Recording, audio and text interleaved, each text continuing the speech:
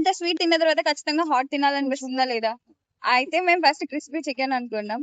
దానికి ఎందుకో మంచి రాలేదు. ఎందుకంటే మేము ఆ ప్లేస్ లో ఎప్పుడు టేస్ట్ చేయలేదు. సో కొత్త టేస్ట్ ఎందుకు అని చెప్పేసి సైలెంట్ గా ఉన్నాం. ఇప్పుడు మళ్ళీ చికెన్ దగ్గరికి వచ్చి ఈసారి చికెన్ అంటే చికెన్ షాప్, అది చికెన్ షాప్ కాదు, చికెన్ ని వండే షాప్. అక్కడ మోమోస్ తినాలని అనుకుంటున్నాం.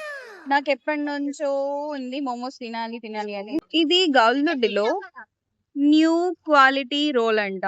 సో ఈ అన్న దగ్గర మేము మోమోస్ తిందామని ఫిక్స్ అయ్యాం. ఇప్పుడే అందిన తాజా వార్త, మోమోస్ లో చికెన్ మోమోస్ కూడా ఉంటాయని నాకు ఇప్పుడే తెలుసు. మరిన్ని అప్డేట్స్ కోసం వెయిట్ చేయండి. అమ్మని కష్టాలు చూడండి, ఒక పక్కన గొడుగు, ఇంకో పక్కన మోమోస్. నా కష్టాలు ఎవరు చూస్తారు?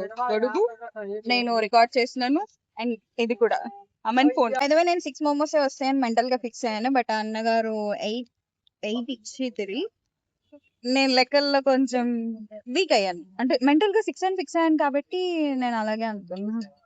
మోమోస్ తినడానికి పెద్ద కష్టం. మీద గుడికి పట్టుకుని ప్రశాంతంగా తినలేకపోతుంది. బయటికి వెళ్ళినప్పుడు ఎవరైనా ఏదైనా పని చెప్పారంటే మాక్సిమం చేయను. ఎందుకంటే నా ధ్యాస అంతా నేను ఏమనుకొని వెళ్తానో దాని మీదే ఉంటది కాబట్టి పక్కన వాళ్ళు చెప్పింది పట్టించుకో, గుర్తుంటది. అలాంటిది ఈరోజు గుర్తు పెట్టుకొని మరి మా రూమ్మేట్ బ్రూ ప్యాకెట్లు తెమ్మంటే తీసుకెళ్తున్నా. ఎందుకంటే ఇది తీసుకురాకపోతే నా రూమ్ లోకి రానివ్వనని చెప్పింది మా రూమ్మేట్, మా గ్యాంగ్ లీడర్. తనకి అంకితం ఇది, తన కోసం. అరే పట్మన్, నా రోడ్ క్రాసింగ్ మీద నీ ఒపీనియన్ ఏంటి?